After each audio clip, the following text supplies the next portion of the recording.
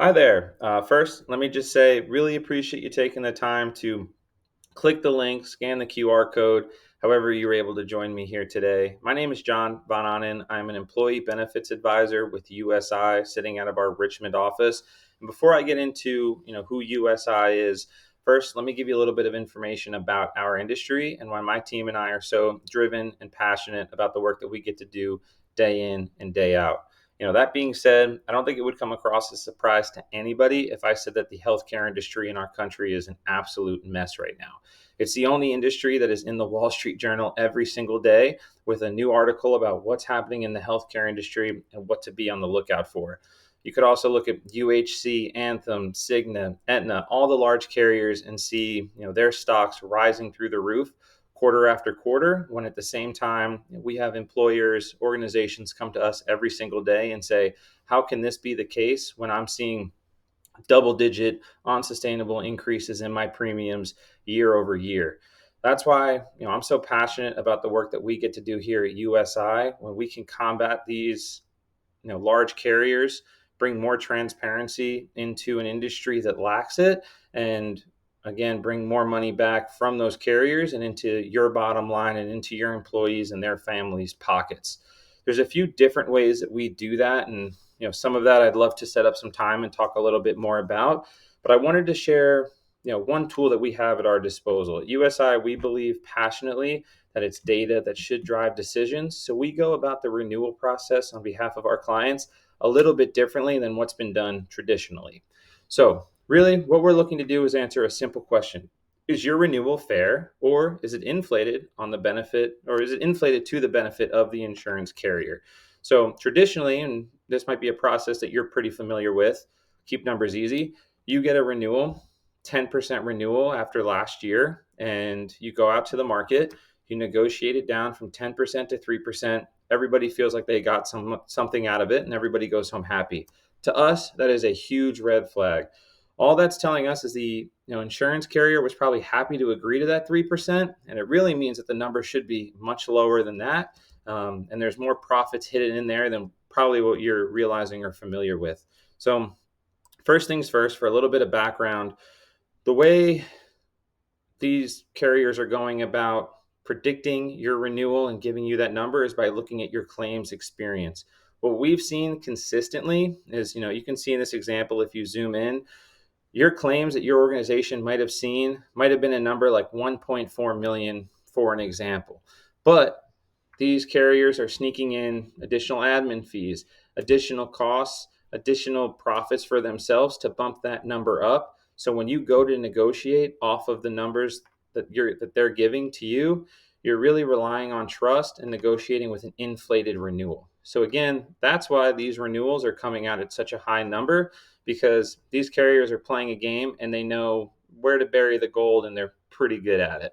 One thing that we do differently at USI is we've actually hired underwriters and actuaries from those carriers to, going from the dark side to the light side, to come over, help expose some of these numbers and give us a leg up when we negotiate on behalf of our clients.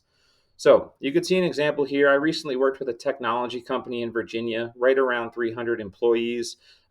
This exercise works for every single organization in Virginia, across the country, all different industries, sizes, whatever it may be. But I wanted to speak to this example here. So we were able to save this organization, who was spending 1.8 million on their premiums. We were able to save them $307,100 on their premium renewals just in the first year alone. So there's some ways that we do that. One thing that stood out was the claims trend. Traditionally, these carriers are overinflating the claims trend looking ahead to the following year to again boost their profits and their bottom line. For example, with this organization that I worked with, one employee had an early pregnancy. Baby was happy and healthy, so it ended up being a great story. But it was obviously a stressful time and an expensive time on that employee and the family. Looking ahead to next year, the carriers highlighted that as a reason to increase the claims going forward, or increase the premium going forward into next year. But we realize that that is not something that we can expect to happen again. So when we really take the time to go through the claims line by line, we can get a better idea of what the projection should be the next year. Off of that alone, we were able to save about $40,000 for the group on their behalf. The second piece of this is going to be hidden profits. We can have a totally separate conversation on pharmacy and that criminal empire, and that'll get my blood boiling. But what we've seen consistently is hidden in these contracts are things like the rebates. We believe it is our stance that as an organization, you should be seeing 100% of that rebate back.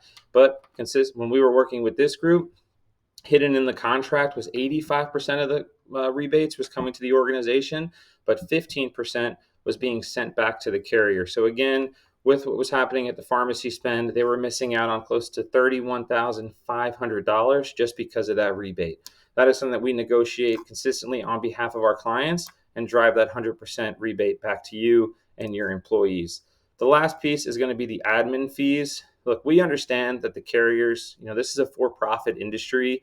Profits drive innovation moving forward. And that's why they have these admin fees with a 6 to 12%, we'll call it, of, their negotiated risk and profit that they're already assuming.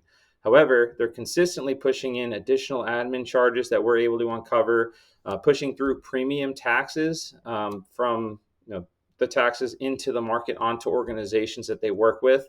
And then also maybe programs that aren't even being utilized that you're being charged for hidden in these bottom lines. So we go through every single renewal line by line.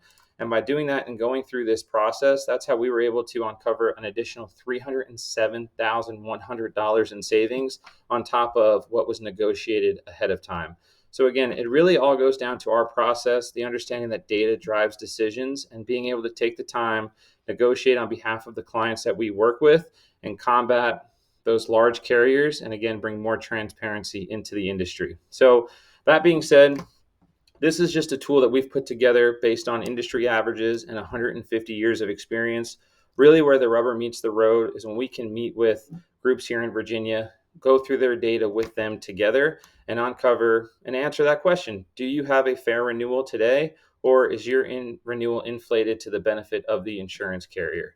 I'm confident that we can drive cost savings to you and your organization, and I'd welcome the opportunity to sit down, meet together, and talk a little bit more about this and some other areas that we're helping organizations reduce costs. That being said, I'll share my contact information below, and look forward to getting together in the near future. Thanks.